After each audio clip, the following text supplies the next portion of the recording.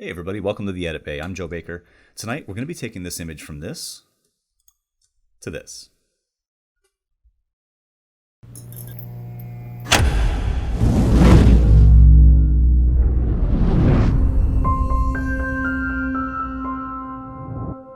So I just got back from an Alaskan cruise, and if you've never been, one of the first things you'll notice about Alaska is how untouched it is by human hands. Everything just feels old. It's really, really cool.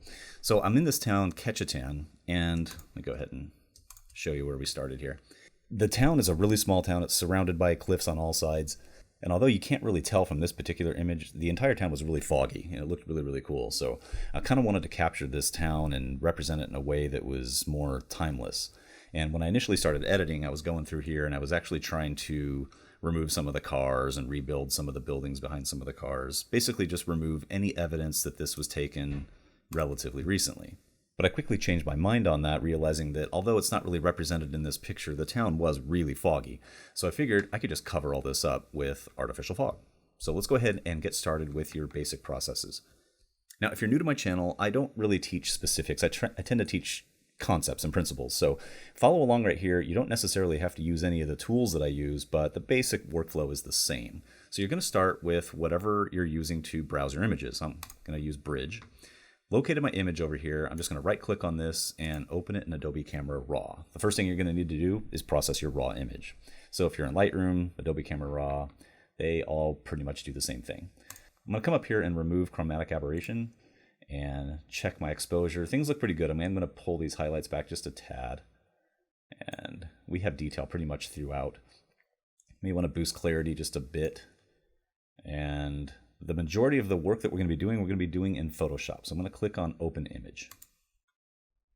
So the next step in my workflow was to do all of my tonal adjustments. And I had the idea of making the metal on the bridge and the pavement right here look really crispy, look really grungy.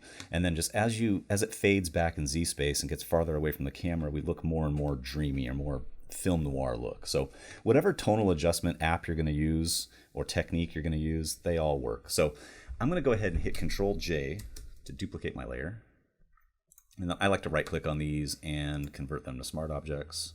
Now, fortunately, if you use a black and white conversion app, most of them will have these tonal adjustment tools in there, which will allow you to do, micro and medium adjustments to your tonal ranges. If you're not already aware, Nik software, Nik Tools, is now free. So you can actually download this entire suite of apps for free. And if you go down here to Silver Effects Pro, go ahead and hit that. This will launch their own custom interface, but what this will allow us to do is to suck all the color out of this image while also boosting the tone and doing some custom tonal adjustments here. So structure is basically referring to sharpness or clarity. So you can see what it's doing to the bridge over here. So you might protect the highlights a bit. And a color filter, I think I went with blue because I do want to kind of darken these images. This is going to be the focal point. I know there's a lot of junk down there right now, but we are going to cover that up. This will eventually be the brightest part of the image, which is where the human eye is drawn to. Let's go down to film types. I think I added a film of this Kodak 100 T-Max Pro on here. You can always go in here and you can actually adjust the different color. This is actually the settings I had the first time I did this, so this is actually looking pretty good. This might be a little bit dark over here. Might be able to brighten that up a hair. Okay, and we'll hit OK.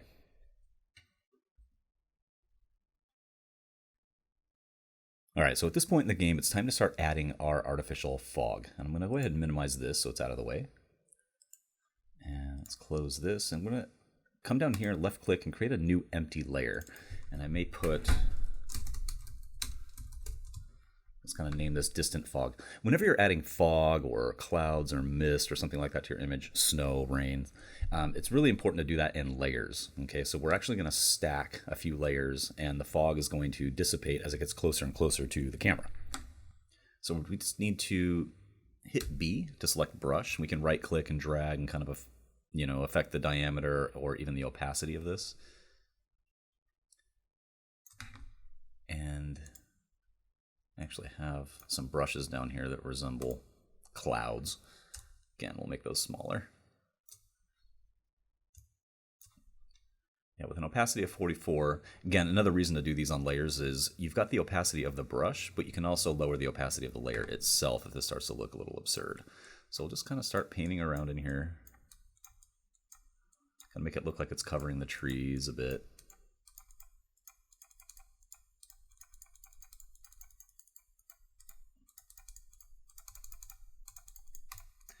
And at this point, we're really just kind of focusing on this area farthest away from the camera. So I don't want to go too far over here with this.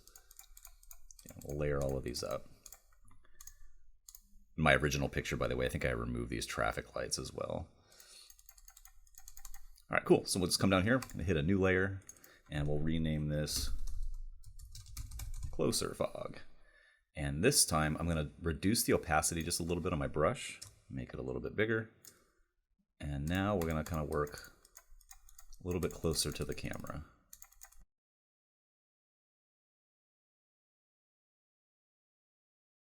All right, let's do this a third time. We'll hit another layer. This time we'll name this Closest Fog. Lower the opacity a bit more. Let's go down to about 26-ish should work. Make our brush a little bit bigger.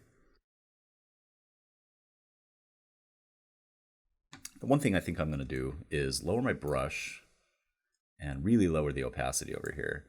This area is still a little bit too dark, so I think I'm actually just going to brighten that up with a little bit of some fog patches in there.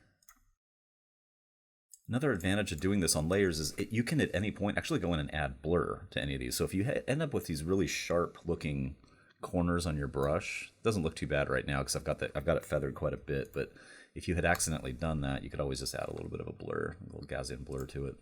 So I think I will add a little subtle blur to this Closest Fog. I'm just going to go to Filter, Blur, Gaussian Blur, and you can actually get real-time feedback to what that's doing. Yeah, right about there, looks good. Okay, now I'm going to hold down the Shift key, select these three layers, hit Control-G for group. That way, all of the fog layers, although they can still be edited independently if you twirl this down, I can also toggle off the entire layer if I'd like, or the entire stack if I'd like.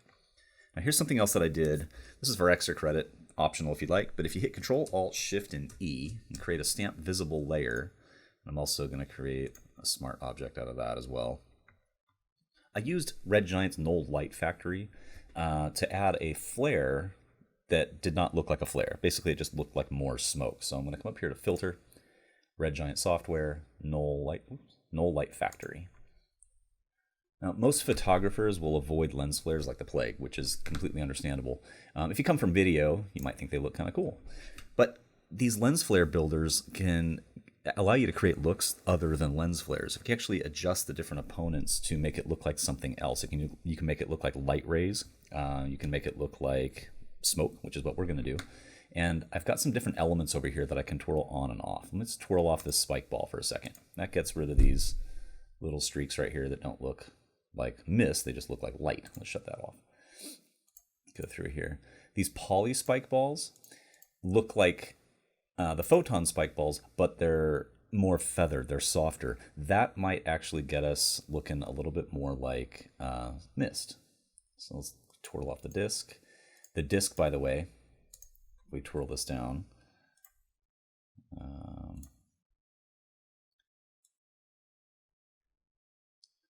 The disc is actually going to look like mist as well. So the higher this value, the more misty the entire image looks. So I'm going to go ahead and crank that up a little bit. Now, mind you, this is a black and white image, and my lens flare is beginning to look kind of warm. That's okay, because I knew that for my final color grade, I was going to go for more of a sepia look anyway. But if you wanted this to be black and white, you could very easily just come in here to the color, make it go white. Done deal. Let's go to Photo Spike Ball. Scale these up a little bit so you can kind of see what that's doing. Again, it's just going to give you a little bit more of that misty type of look. Again, it also has it does have a brightening value to it. You could lower that by just basically reducing the disc, but I think it looks pretty cool in this case. So random seed will adjust how these are flaring out. Now, in all honesty, if you ended up with these, if adjusted the random seed and you ended up with these very obvious light streaks, this is its own layer. You can always come in here and just paint this off. Or just adjust the random seed so it's not so heavy-handed right there. All right, let's hit OK.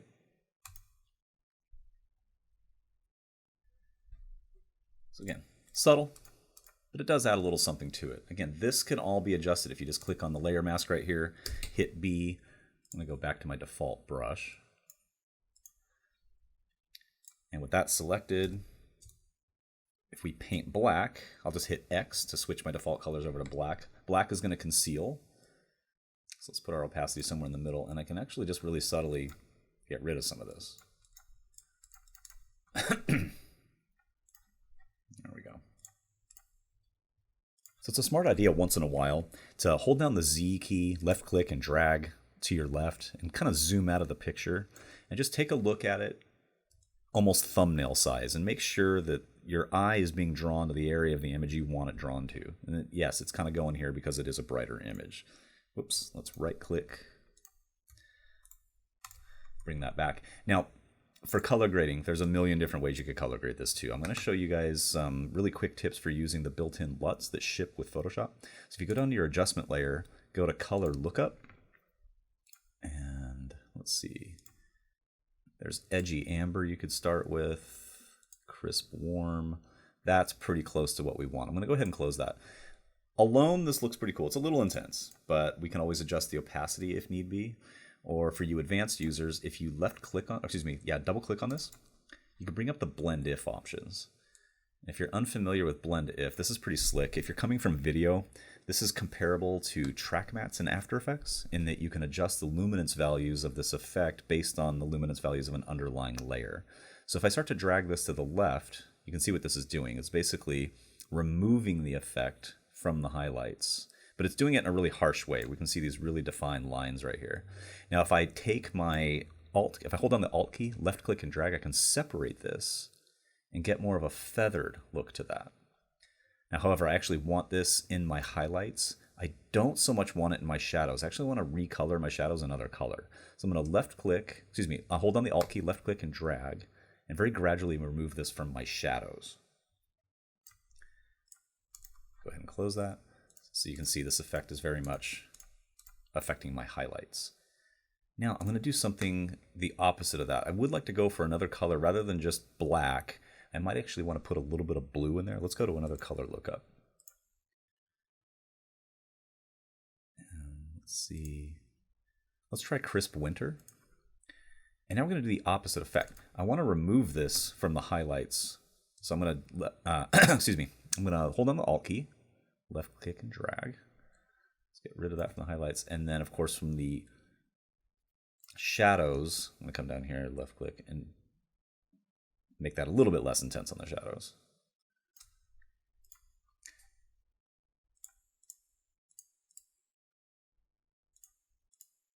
All right. And there's our look. Now, by the way, if you want to just do a global softening of this, let's actually go to let's rename this warm. I can reduce the opacity right here. So doesn't look like there's a remnants of a nuclear weapon over there. And this too could also be brought down just a hair. So I would encourage you to think of the concepts and principles that we covered here tonight. This whole idea, this entire look could easily be done with video. Particle systems are often used to create smoke and mist. In fact, I'm going to leave a link in the description of a video in which I show you how to use Trapcode Particular to add mist to a video shot, a moving camera shot. But in the case of photography, and I don't know who said it, but I'm going to paraphrase a quote by a photographer who basically said that you want to edit your pictures to represent how they made you feel, not the way you remember them looking. And that's kind of important. This town obviously did not look like this. It looked like this. But it made me feel the appreciation of how much human influence did not impact this small town. And so that really, really guided my color grade and the way that I edited this photograph. So keep those things in mind. If you have any questions or comments, please drop them in the box below. As always, I'm Joe Baker with the Edit Bay. I'll see you next time.